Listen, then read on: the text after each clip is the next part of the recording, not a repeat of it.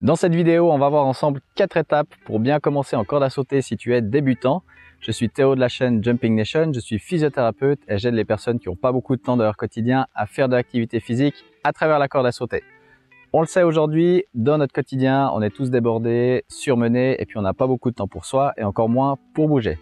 Tu t'es peut-être tourné vers la corde à sauter, très bonne idée, et tu sais peut-être pas par où commencer, entre comment régler ta corde, comment sauter au début, etc. Je vais donc te montrer dans cette vidéo 4 étapes à faire avec moi. Donc tu as juste à prendre ta corde et puis me suivre. Et puis je vais te donner un conseil bonus à la fin, donc reste bien jusqu'à la fin de la vidéo. Première étape, le réglage de la corde. Tu prends ta corde ici. Première manière de la régler, tu vas venir écraser ta corde sous ton pied.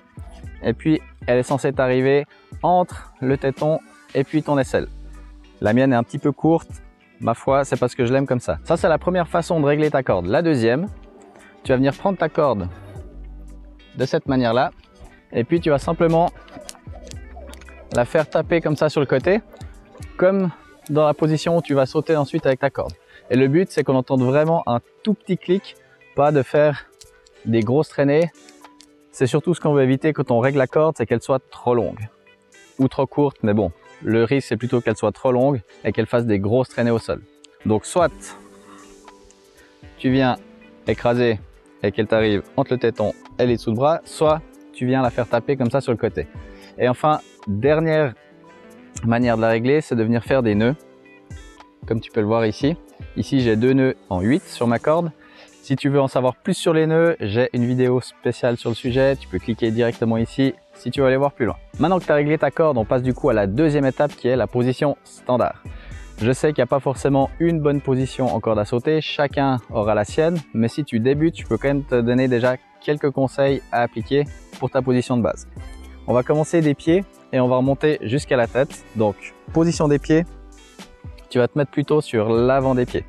Si on prend tout ton pied en long, le talon il ne devrait pas toucher le sol et on va plutôt s'appuyer sur la moitié avant du pied. Donc, appui avant au niveau de tes genoux.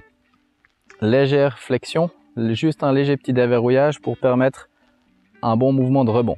Ensuite, au niveau du tronc, bon gainage. Alors, pas besoin de serrer les abdos comme un malade, mais simplement engager ta ceinture abdos quand tu vas sauter. Ensuite, au niveau épaules, avant-bras. Les épaules ne bougent pas. Quand tu auras ta position ici, tes épaules elles vont rester le long du corps le plus possible. C'est tes avant-bras et tes poignets qui vont guider le mouvement. Donc, ça te donnera quelque chose à peu près comme ça. Position des mains pour la corde. Tu vas venir prendre tes cordes de cette manière-là avec les pouces en haut. C'est ça qui pourra te donner à chaque fois plus de contrôle sur la corde et avec laquelle tu pourras donner des impulsions si tu veux après accélérer ton mouvement. Et enfin, la tête, regarde loin, d'accord? Pas besoin de regarder tes pieds. Donc si je te montre la position en statique sur le côté, ça donnera quelque chose comme ça. Et ensuite, en dynamique, ici. Bien, maintenant que tu as ta position standard, on va passer au air jumping qui est la troisième étape et pour ça, on va poser la corde pour commencer. Le air jumping, c'est le fait de sauter sans la corde pour commencer, pour te mettre bien en place la position de base et puis imaginer déjà la révolution de ta corde autour de toi. Donc on va prendre ici notre position de base et puis on va faire comme si on avait la corde et on va sauter. Je peux me mettre sur le côté ici. Donc, appui sur les avant-pieds, les genoux légèrement fléchis, engagement ici au niveau du tronc, et puis le regard loin, les épaules restent collées, et c'est tes avant-bras et les poignets qui gèrent le mouvement. Pourquoi on fait ça? Imagine-toi que tu es comme un skieur. Les skieurs, avant une course, ils font quoi? Ils ferment les yeux et ils visualisent leur parcours avant de le faire. Le fait de visualiser avant ce que tu vas faire, ça va te permettre de mieux le réaliser après. Il y a plein d'études qui sont sorties sur le sujet. Dans ton cerveau, voilà, le fait de simplement déjà imaginer où ta corde elle va passer à chaque moment, ça va t'aider pour la suite à quand tu vas prendre ta corde et commencer à sauter avec. Donc pour le premier saut qui est le saut régulier, c'est simplement pieds joints là et tu vas venir sauter. Tu visualises vraiment ta corde autour de toi et tu gardes ta position de base correcte. Ensuite, quatrième étape, on va commencer à sauter. D'abord, tu vas prendre ta position de base avec la corde, donc comme on l'a vu, appui avant-pied, etc., etc. Tes pouces ici sur les poignets. Et puis on va faire des sauts réguliers, qui est le pas de base. Donc pour commencer, Ce que je te préconise de faire, c'est 2 sauts à la fois et d'arrêter si tu es débutant. Donc ça va donner 1, 2 et une pause. Tu recommences. 1, 2 et une pause. Si ça va bien, tu peux passer à plus de sauts. On peut passer à 3. 1, 2, 3 et tu poses. Etc. etc. Le but, c'est que quand tu fais ces sauts-là, tu gardes ta position de base tout le long et que tu t'y tiennes. J'aimerais pas que tu commences à faire des sauts où les jambes partent trop haut. Des trop gros sauts, ça va t'empêcher, 1, d'être vraiment fluide dans ton mouvement, 2, de bénéficier du mouvement de rebond quand tu es vraiment à ras le sol, et puis tu vas te fatiguer pour rien. Le but, c'est vraiment que tu cherches à chaque fois ce mouvement de rebond à chaque saut.